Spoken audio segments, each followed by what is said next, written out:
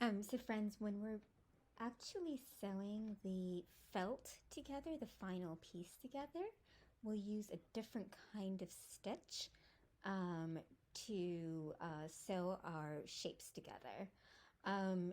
We have been using a running stitch. Now we'll use a whip stitch, which is much stronger and shows up much less when we turn it inside out the way that we would in the final steps. So let's see. I'm in the process of sewing a ball. One thing to be careful about is if you've got lines drawn with marker like I do, before you cut the shape, sometimes it helps to draw the lines, but just make sure that the lines remain on the side that you're sewing so that they don't show through when you turn it over. Okay, so I've got 3 of my sides already. I'm going to add my 3rd side, and I just need to, I've got 3 of my sides. This is my 4th side. So I just need to pin it on. And then I've already come to the very end. I've already sewed these 2 bits all the way around. So I'm not going to necessarily knot and then cut off my thread and start all over again. I can just continue where I am from the very tip. So I like to go back to front. Some people like to go front to back for a whip stitch.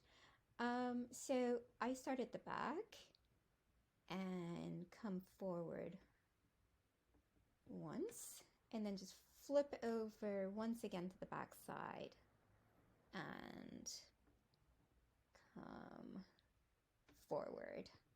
So if you want to do front to back, you would just always be doing front to back. So once again, I've flipped over to the back and coming forward with my needle. And same thing here, flip over to the back and then come forward. And so that the whip stitch is sort of as strong as possible and shows as little as possible. This time we'll make really small stitches, so you can see I'm like almost barely moving along as I'm sewing. Let's see. So let's say this is a piece that I want to leave without, that I don't want to close. Let's say this is a side where I want to leave open for turning inside out and filling. So that means when I'm finished, when I've come to the point that I want to come to,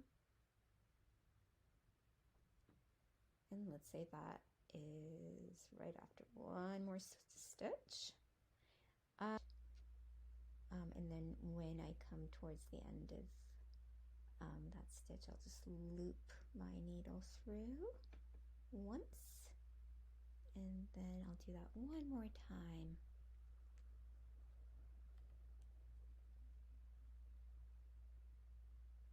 Loop it a second time through to make my second knot, and then I'm ready to cut off. And then when you go on to the other side, it looks like this. All right, friends, that's the whip stitch.